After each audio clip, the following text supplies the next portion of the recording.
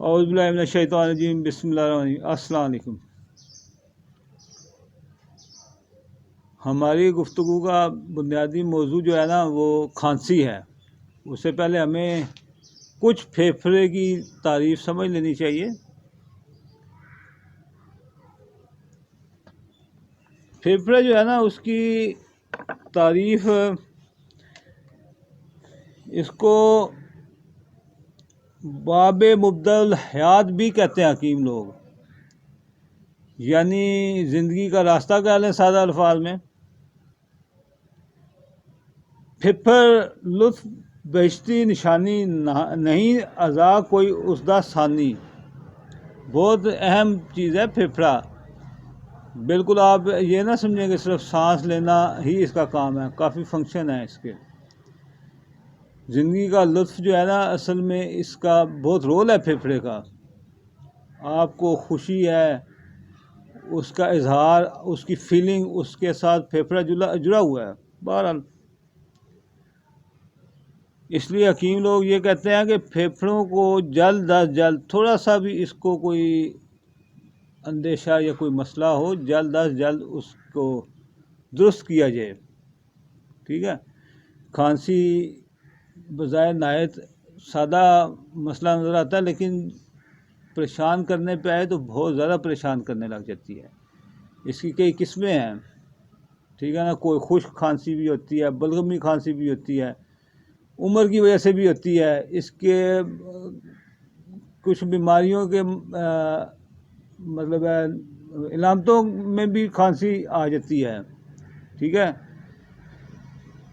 یہ امراض قلب، معدہ، جگر کے ورم، گردہ کی تکلیف، ان سب سے کئی دفعہ سنا جاتا ہے، سننے میں آتا ہے کہ یار بالکل اچھا بلا تھا، بس کچھ ٹائم کھانسی ہوئی ہے، اس کے بعد پتہ چلا گردے فیل ہو گئے ہیں۔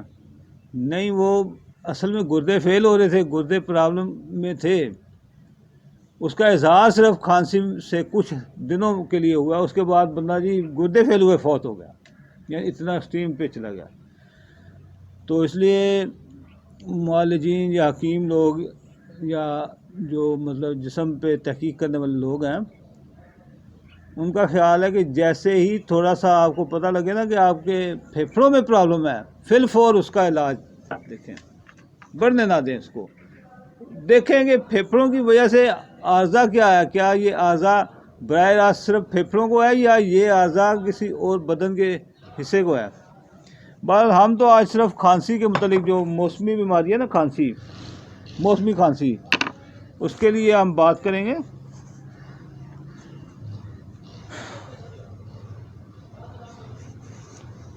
کھانسی روگا وچ مشہور پاوے پھیپھڑ وچ قصور۔ یاد رکھے پھیپھڑے میں قصور بھی دو طرح کے ہی ہوتے ہیں، ٹھیک ہے۔ فاسد مادہ اگر نزول ہو اس کا دماغ سے، اگر فاسد مادہ جو ہے وہ پھیپھڑوں کی طرف آئے، اس سے بھی پرابلم ہوگا۔ خود براہ راست پھیپھڑوں میں ورم آ جائے یا کوئی مادہ رک جائے، اس کی وجہ سے پھیپھڑے جو ہیں یہ دراصل جو ہے نا، آپ کہہ لیں کہ بلغم کو سٹاک کر لو، یا کچھ حکمہ کا تو یہ بھی کہنا ہے کہ بلغم کی پیداوار ہی پھیپھڑے اس کے باعث ہیں۔ یہ تو ایک الگ بحث ہے۔ اور کیوں ہوتی ہے کھانسی؟ صحتی فاسد گرے نزول، پھیپھڑ اس نہ کرے قبول۔ نال زور پھیپھڑ دا ظرف، دفع کرے بار دے طرف۔ رستہ دم دا ہوئے تنگ، اے سببوں آوے کھنگ۔ کھانسی کیوں آتی ہے کہ پھیپھڑوں کا جو مطلب ہے پروسیس ہے نا، اس میں کچھ بلاکیج آ رہی ہو عام طور پہ، یعنی گلے میں اگر آپ کے خارش ہے تو اس سے بھی ہو سکتی ہے کھانسی، لیکن عام اگر آپ براہ راست دیکھیں تو پھیپھڑے کے ساتھ اس کا کنیکشن ہے۔ اور اگر بلغم بڑھ کے پھیپھڑ میں گرنے لگ جائے، کوئی دماغ سے فاسد گندا مادہ گرنے لگ جائے، ٹھیک ہے نا۔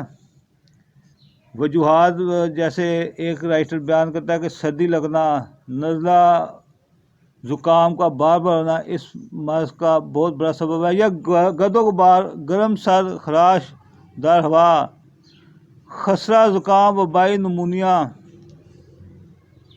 اچھا ایسے ہی امراض قلب، معدہ، جگر کا ورم، گردہ، بعض دفعہ وبائی بھی ہے، یہ سارا مطلب چیزیں ہیں۔ تو